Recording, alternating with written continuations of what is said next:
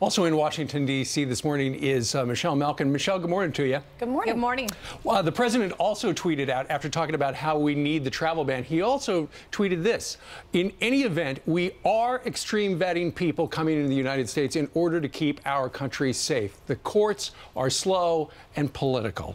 All right, what do you think of the president making his push? Once again, we need the travel ban. We're extreme vetting right now, but we need the travel ban, temporary. Yes. Well, I'm glad to see him assert what is a historically plenary power that the president has to exclude any kind of threats to this country. And in fact, it is a power that he can invoke to exclude anyone for any reason, whether it's national security or economic security. And I have to say that whatever disagreements people may have in this country about this president, the things he stands for and the things he says, one thing has been absolutely consistent. Before he took office and as he has taken office, he has been singularly focused on the threat of radical Islamic terrorism. He has never wavered from it, and for that I am extremely grateful, and every patriotic American should be.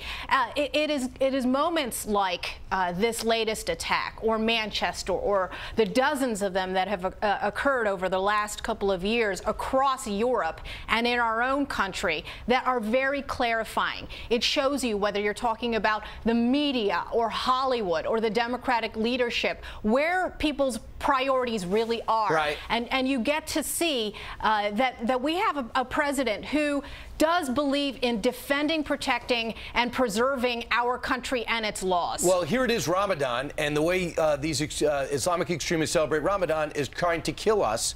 They're on a bit of a roll. 3 hits in 3 months in London, 7 overall hits throughout Europe since 2017, and many people are weighing in on the reasons why, including the former Secretary of State, John Kerry. He said this on Meet the Press.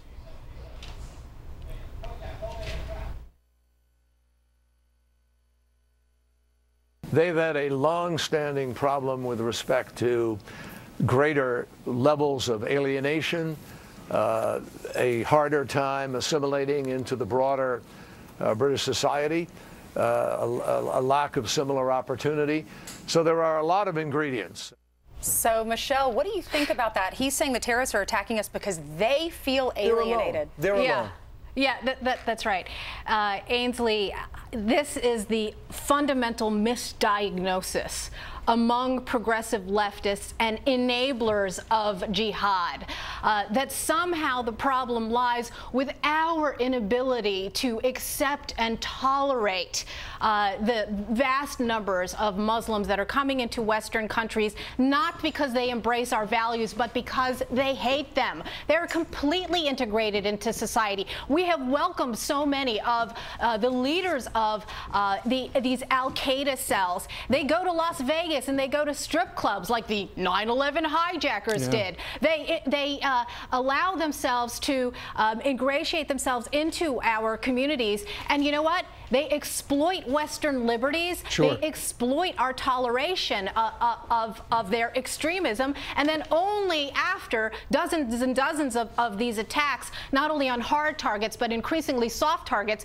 do you have clueless people who are just, you know, completely taken over by dimitude, like Theresa May, finally acknowledging that, gee, maybe we've accepted too much extremism within our borders. You think? Yeah, no kidding.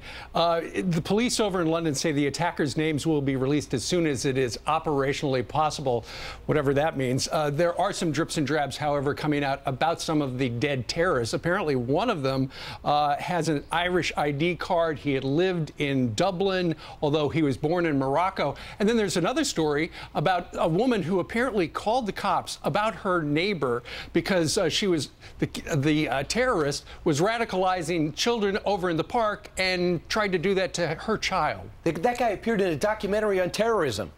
Yeah, that's right. I mean, this is the thing. They proclaim their motives so loudly, and yet the louder that they talk about what their aims are, their intents and goals are, the louder so many apologists for jihad try to deny the obvious. I mean, they're screaming out, Allahu Akbar, and this is for Allah, and all of a sudden, what do you get in response? You get all of the liberal media headlines that, gee, the motive is still unknown, when they're screaming it at the top of their lungs. So why are liberals so upset with the president's tweets about speeding up the process with the Supreme Court?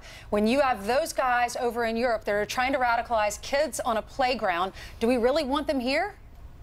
Of course we don't want them here. And in the case of the radicalization in free speech parks in the middle of London, they're holding up their signs that say, behead all those who insult Islam. They've been doing this for decades now. And as I said, it is the exploitation of our Western liberties and tolerance that have spelled the demise. I mean, it's Arnold Toynbee, the historian, who said that civilizations die by suicide, not by, outside forces. And this is exactly what's happening. I mean, you've got people who are exploiting 21st century technology to try and drag all of us back into the Stone Ages. I think it's important to point out a couple of things. They keep on saying this president is enraging the Muslim community. Really? He went to Saudi Arabia and heads of 50 nations showed up. And the head of NATO was interviewed yesterday on Face the Nation and had nothing but positive things to say about the impact President Trump has made as they started to implement a terror strategy, while emphasizing they've been in Afghanistan for years.